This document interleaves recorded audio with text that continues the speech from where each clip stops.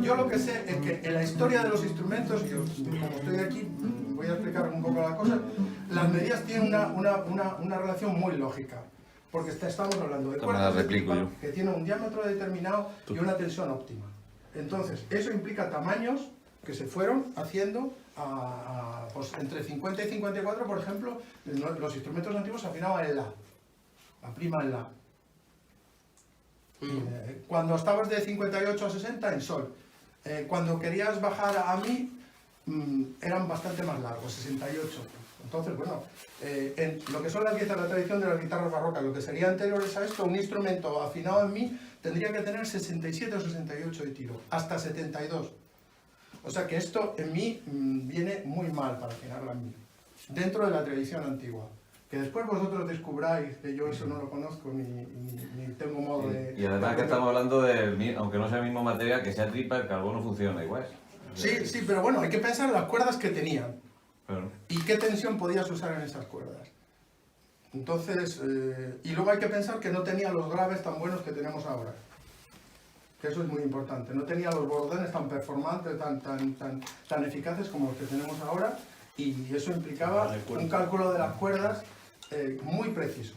Que después hay otras tradiciones, yo no te digo que no. Pero bueno, para hablar de estos instrumentos, porque a mí lo que me ha sorprendido es... esta es muy parecida, que lo visteis vosotros, a la que yo tengo de Alcañiz o de esa familia. Es prácticamente igual. Y es que si estamos en lo mismo.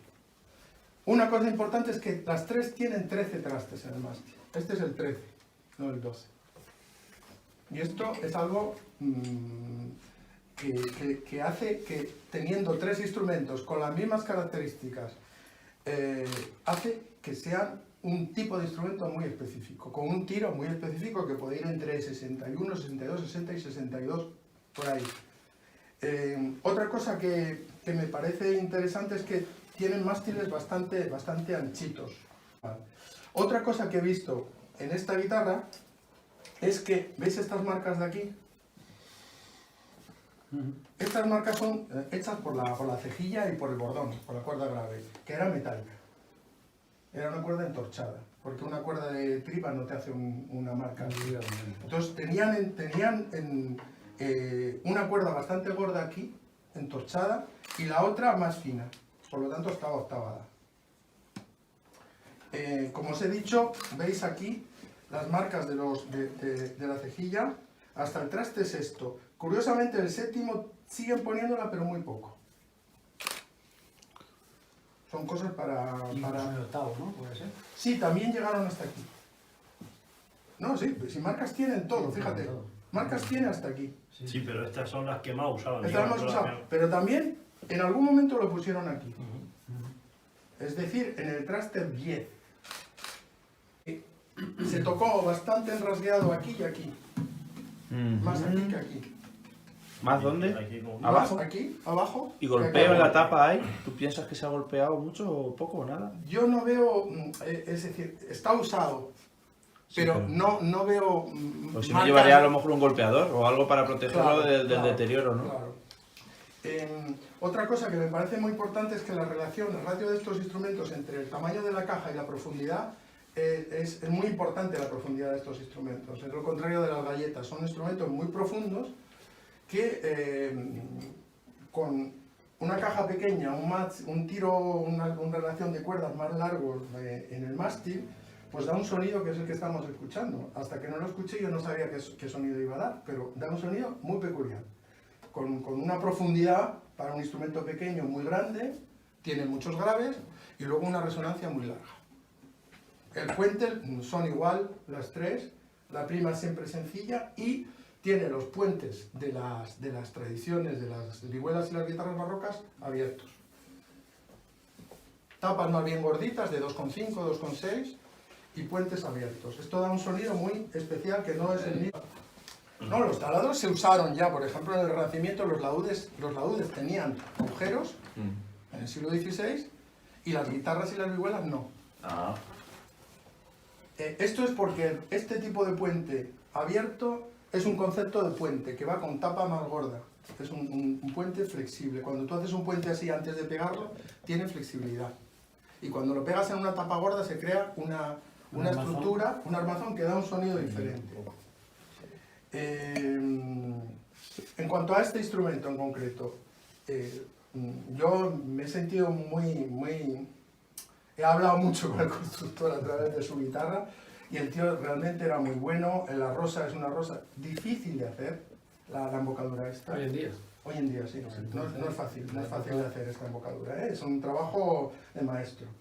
Parece una tontería, pero no es fácil de hacer.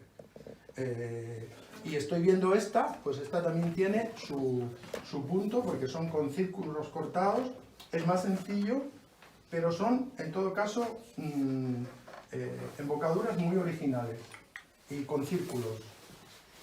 Habrá que ver. Este detalle también es muy curioso. Sí, eso no lo habíamos visto en guitarra ni Esto guitarra. es pergamino. Otra cosa que me parece muy interesante, este tipo de adorno está en la guitarra mayor de Caravaca, Los circulares, sí. los circulares estos. Y el tenor también los tiene. Y muy interesante que la madera de aquí no es madera normal, es madera de ronces, que no fíjate cómo La guitarra...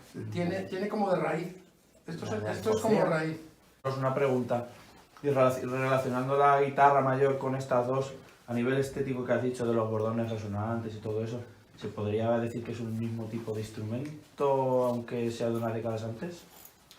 Es que el problema que tengo con las guitarras mayores es que solo conozco dos.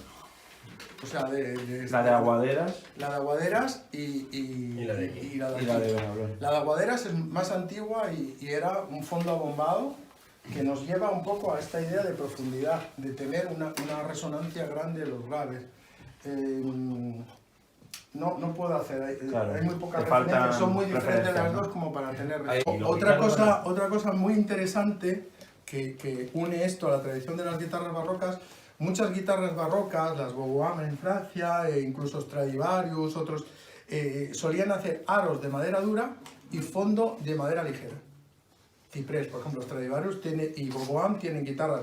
Aquí ébano, madera resistente, porque eran muy finitos. Los aros de esta tienen 1 milímetro. De hecho, iba a abrirla entera para hacer algunas cosas y no pude porque la madera era ya se cascaba. Entonces he tenido que intervenir desde dentro pegando cosas porque si hubiera querido abrir un poco más se me iba a romper todo. Entonces es también muy interesante que esta también lo tenga, que tiene unos aros de madera dura, porque buscaba una madera finita, además para plegarla más fácil, y aquí una madera más resonante, más gordita, y las dos lo tienen como las guitarras barrocas, igual que las guitarras barrocas del siglo XVII. Otro elemento interesante. Las dos tienen unas tapas muy buenas, unas tapas... no lo tengo definitivo el cálculo, pero más o menos 150 años de árbol hay aquí, de historia del árbol. 150, esto corresponde a 150 Previo a- Antes de No, sí, construirla. claro. Aparte, Claro, lógicamente. El árbol tenía más de 150 años cuando lo Bueno, cortaron. Como siempre hay un poco de pérdida, pues igual tenía 200. O sea, que y esta es una tapa excepcional, buenísima. Y entonces ahora estamos aprendiendo a respetarlos, estos instrumentos, y además a intentar entenderlos como son, y no como nos gustaría o como creíamos que tenían que ser. Pues, bueno, a ver, el propietario. ahí está la babilla. Está la babilla. Bueno, la pica.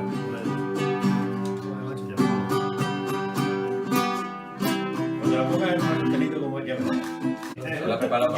Yo lo he preparado para mí 4 kilos de yogur.